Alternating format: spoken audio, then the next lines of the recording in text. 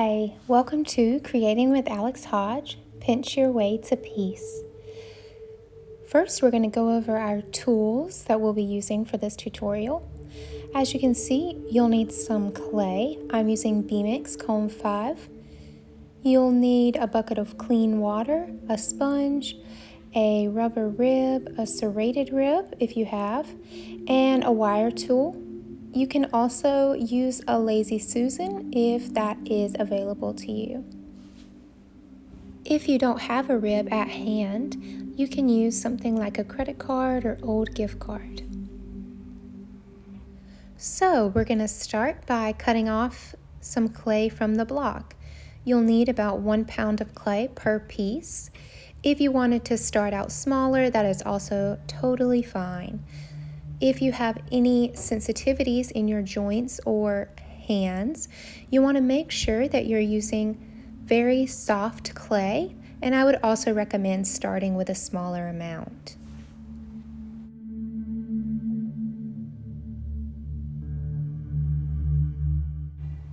So you'll want to take your piece and then move over your bag of clay, and the first step is going to be shaping your chunk of clay as if it were already the shape you want to make.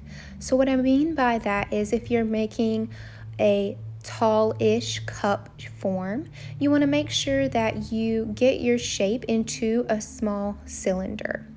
If you wanted to make a low bowl pinch form, then you would flatten out your clay more and start with more of a hockey puck shape. Now, as you can see, I had smoothed out any cracks that came up from the banging. Now you're going to make a hole as if you were opening on the wheel. You want to be sure that you do not go through to the bottom. You want to leave at least a 1/4 inch away from the bottom. Now, you can use a tool for this so that you don't injure your hand, as you saw me use the handle. This is where you begin to pinch around the bottom. It's very important that you thin out the bottom or base of your piece before doing any pinching towards the top. So you can see the hand motion that I'm doing, and you're just going to go around and around with very even pressure. You do not want to squeeze super tight in any one space. Instead, you want to gradually and slowly thin out the clay. Again, you'll see me show the camera the thick rim, and that is to show you that the top has not been touched at all. Instead, we're just methodically going around and around and around to create a very even base. Now here you can see that I have controlled the curve of the bottom by keeping the shape of my hand as I was pinching very consistent. Now I would like to bring in the top half so that it creates somewhat of an angle. To do that, I am shifting the way that I'm pinching so that the clay is pushed towards the inside. At the same time, I'm creating an angular ridge from the very base to the wall of the cup. And again, this is the technique that will emphasize pinching as the process instead of trying to hide that this was a pinch pot. Again, even though I have started pinching towards the top, notice that the rim is still very thick and has not really been touched. Now to emphasize the ridge here, I am pushing my 2 thumbs towards one another while also supporting from the inside. It's very important as a process of pinching that you are always supporting from the inside while you're pressing from the outside. You can also round out or thin out your base by pushing from the inside along the bottom. That will create more of a curve and give you a wider piece.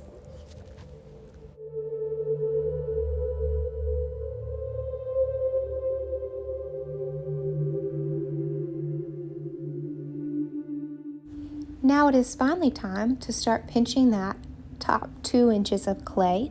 So first you want to put a little bit of water on your hands. The more that you touch and pinch towards this top part, the more it is going to dry. And to prevent any major crackage, we can just rehydrate that top edge periodically. Now, I am pinching just below the rim before getting all the way up there. And as you can see, rehydrating that top edge. And for this part, I am pushing inward in the same way that I was to create the ridge, and at the same time, slightly pulling the top edge back inside. All of this is controlled by the way that I am pinching. So this is something that you will learn through practice, how best to shape your pieces. But in general, where you have your thumb pressing is where your clay is going to go. So if I'm pushing from the inside with my thumb, the clay is going to go outward. If I'm pushing from the outside with my thumb, the clay is going to go inward. Now, you definitely want to take periodic breaks and stretch out your hands, especially if you have any kind of sensitivity, as I mentioned before. At a certain point, it's really nice to be able to put your piece on a lazy Susan so that you can continue to go round and round without having to use both hands at the same time. This gives you a little bit of a break. And then we're going to start really addressing that top edge. Again, you want to get some water, hydrate the edge as well as your fingers, and continue to smooth out the cracks as you work. The goal at this point is to get your piece to the general shape and form that you like, as well as really establishing that rim, making sure any cracks are taken care of, and at the same time making sure that it is as thin or as thick as you prefer. Personally, I like a really thin edge, so I take my index finger and thumb very wet and run them along that edge to create a nice thin lip. As you can see, the rim is uneven, which is a marker for a pinch pot. And in general, I'm going to leave this while I will at a point cut part of it off. Now, you do want to work periodically at eye level, especially when making pinch pots. This can help you see the profile to see how symmetrical or asymmetrical it may be. So you want to make sure that you check it at eye level before you sit it out to dry. Now, while your cup is sitting out in open air to get to a leather hard stage, you want to start making some handles. So you're going to start with a fat coil that you want to roll so that it is sort of tapered. And then you can start pinching in a very controlled way so that you create a nice handle that also references the process it took to make the pot. So here you can see that I have carefully pinched to create that ridge, which then references the ridge around the bottom of the cup itself. And after pinching out a handle, you can cut off the extra clay and try some different profiles of the handle next to the piece. This is something that's really nice to look at eye level and just to try some different things. You may not discover a exciting handle until you try many different ways and shapes. Now I'm going to show you a different handle, which is smooth and pulled. To make this handle, you will start with an even coil and dip your entire hand in water. By sliding your hand down with the clay between your thumb and index finger, you will create a rectangular shape that is smooth and even.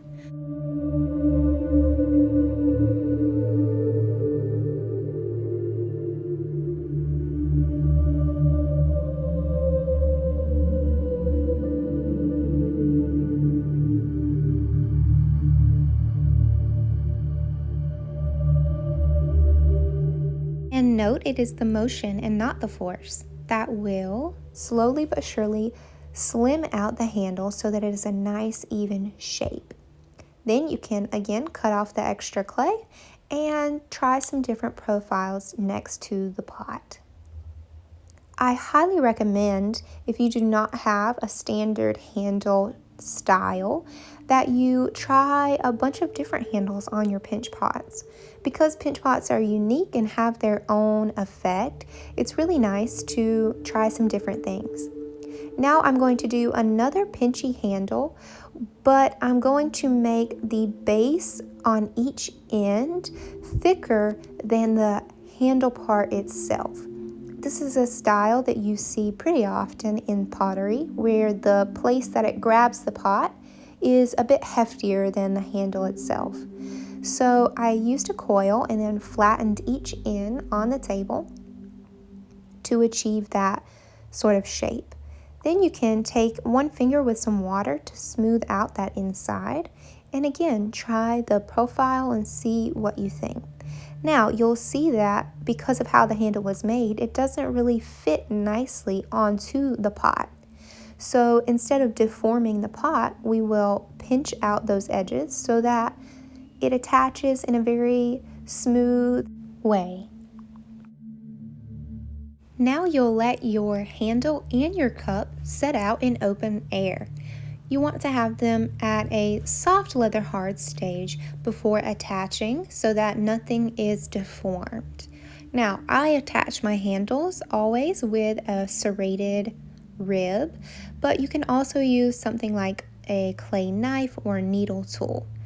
For scoring on a handle, it's really important that they're secure. So you want to make sure that your score marks go in at least 2 different directions, creating a crisscross pattern. Then I usually put the scored piece onto the pot to see where I will need to score the pot itself.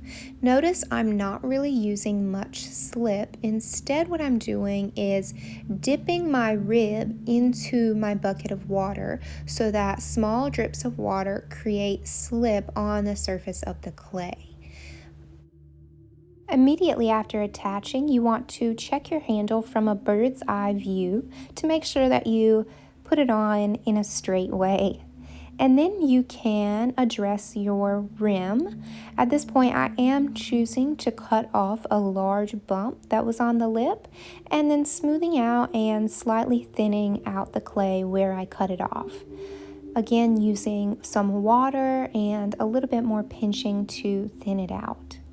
Now you might notice that your pot has sunken a little bit, and you can push the clay out from the inside to round that bottom out again. You could also add a coil on the base at this point if you wanted. Now to clean up around the attachment of the handle, you can use a paintbrush with just a little bit of water on it to clean out any of those extra score marks or little bits of clay. Now, my final steps at this stage are to sort of finalize my form by checking the base. You can press in the center as you just saw if your base is any sort of wobbly, and then double checking that handle before you let it dry. Now, you'll let that piece set before you come back to it. And we'll now start our second pinch pot, which is pinching to smooth. With our first piece, we utilized pinch as an aesthetic, carefully controlling our fingerprints and everything so that it became the aesthetic. For the second piece, we're going to start in the same exact way with a cylinder and thinning out the base in a very controlled fashion. If you have any cracks that come up, you definitely want to smooth those out sooner than later. So again, we just want to make sure that we pinch all the way around the bottom before we start pinching in the middle and towards the rim. The rim is still going to be the last part that we address, And as you can see, I shifted my pinching to put my thumb on the outside so that I can create more of a curved cup form. And just to reiterate, one of the most important rules of pinching is that you are always supporting from both sides. The slow and methodical pressures from each side is what allows you to achieve a nice even form. So at this point, I have begun to use both hands for pinching, going round and round. If you feel a thin spot, you want to take a small piece of clay, a little bit of water, and just patch it up with a little piece of clay. We definitely don't want to leave any thin spots because these can be places of cracking later. Now you can see that I've started pushing outward from the inside just a bit to create a little bit more of a curve. And now again, we're going to let our cup rest in open air and make it a handle. So for this cup, I am going to use a coil, and in the same way as I did on the last one, I'm going to thin out the middle part of the handle while leaving the ends pretty thick. And here's another sort of fun handle that you could make, which is just pinching out a slab to create something to grab onto. I just thought I would try something fun and different to show you guys. Now, like I said, you want to make sure that your cup has sat in open air at least for an hour, even 2, depending on how soft your clay was when you started. And then you're going to take a metal rib, or like I said earlier, a credit card also works. And from supporting your hand, supporting the wall from inside with your other hand, you're going to pull the rib upwards all the way around the cup to smooth it out. And after smoothing out all the wall, you can flip it upside down to smooth out the base. Again, this process is to achieve a cup that does not appear to have been pinched and is instead very smooth. After you smooth out the outside and the base, you can transition to smoothing out the inside with the round part of your rib. This will be much more difficult if you're using a credit card. So really a metal or rubber rib is better. The metal rib tends to make marks that are unwanted, so you may want to try the rubber rib if that is occurring. You can see them in the bottom there, and that is exactly why I transitioned to the rubber rib. At the same time of smoothing the inside, the rubber rib or metal rib on the inside is going to help you to shape and further make that cup have a nice curve. Any cracks that come across the rim need to be patched over with a fresh piece of clay. Because cracks often come back, we want to make sure that it is entirely removed with new clay so that it is much less likely to reappear.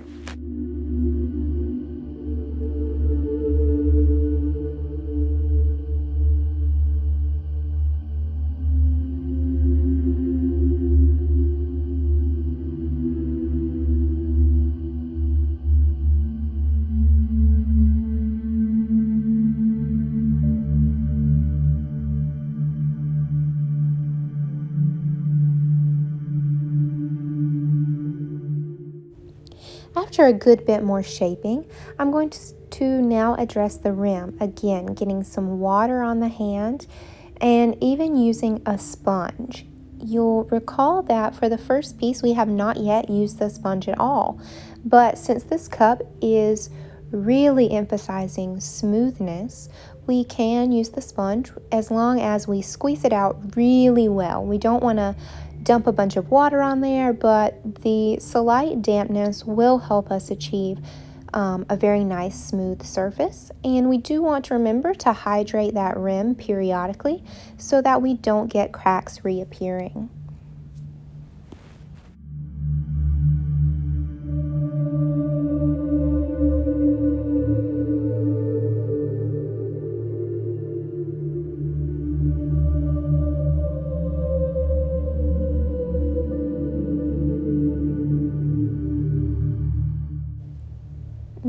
I'm going to really ready my handle. Before, it was just sort of a pinched out coil, like you can see, and now I'm going to use the pulling technique to thin out and elongate the handle. Just with a little bit of water and using my index finger and thumb, I can get a much nicer handle. Now I'm going to shape the ends again so that when I do attach, it will really hug the pot as opposed to deforming the pot when it is attached. Now I'll set that aside so that it can stiffen up just a wee bit more. And again, having allowed my pot to dry to a soft leather hard, I'm going to again take the metal rib and give it one more pass to really smooth it out. It really helps when using the rubber rib to periodically take the extra clay that gathers on the end off. Often what causes the dragging marks with this rib is the clay that is stuck to the rib. So you want to periodically take that off or even dampen the rib as you work. Now, once your surface is to a satisfactory smooth state, you can get your handle and make any last adjustments that you need to put it on.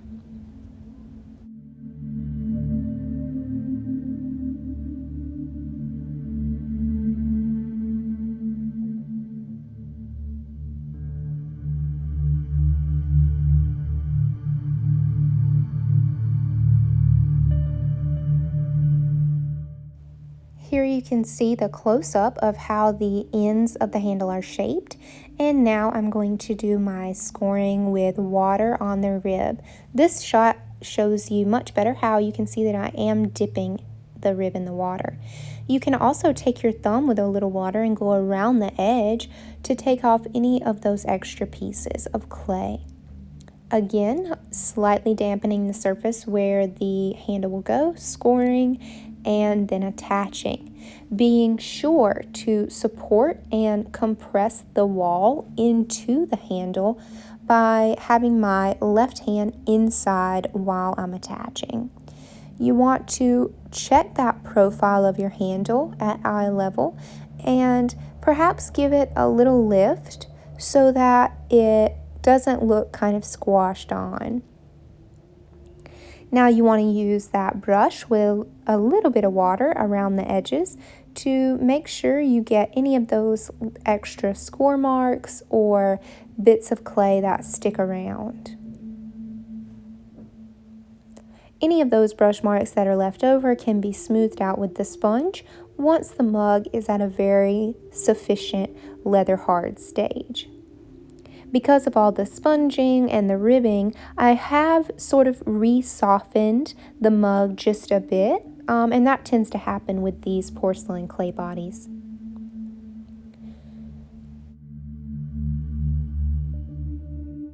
Now, your first mug should be pretty stiff at this point, definitely at a leather hard stage. And then we will take a metal rib and begin to smooth the inside. Now, this is a step that you can choose to do or not. Personally, because I am emphasizing the pinch texture on the outside of this mug, I choose to smooth the inside to prove that the pinch texture is intentional in a way. Because, we often may associate these sort of wonky textures with novice skill. By smoothing the inside to a very nice surface, we can show that the pinch texture is very intentional because we have the ability to make the clay smooth. I'm also double checking the handle and then switching over to check on my other mug, which was pretty soft at that point. Once both mugs are past leather hard, just slightly past leather hard, you're going to take the sponge and just go over the entire piece, making sure to get all the nooks and crannies, the base, using a rib when it's necessary, like in this on the bottom of that piece, I will use a rib. And again, using the brush and water to go around those joining points and get a really nice smooth surface. You want to be careful not to use too much water. As you can see, there's not water dripping onto the pot. In fact, I have dipped it entirely and then squeezed it out. You do want to periodically rinse the sponge out because the clay particles can build up and then begin to leave these streaks on your piece. I did choose to then go back with my rubber rib and using it with water on it to get a really nice smoothed out surface. Again, the level that you smooth out your piece is totally up to you. Sometimes it can be tricky to know when to stop, so to speak. And you do want to make sure that if you see any little air bubbles pop up on the surface, you go ahead and pop those and patch them up with some new clay. Now, for the pinchy piece, we do not want to smooth over the pinch texture.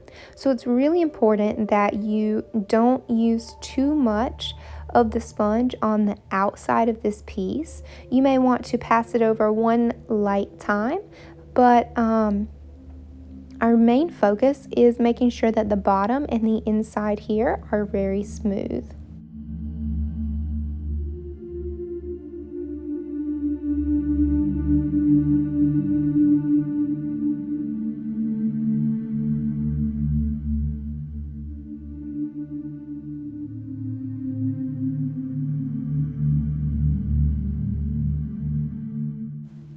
Now, like I said, going over the outside of this mug, my sponge is very dry and I'm mainly focusing around the handle. You want to make sure that the joining area is nice and smoothed out.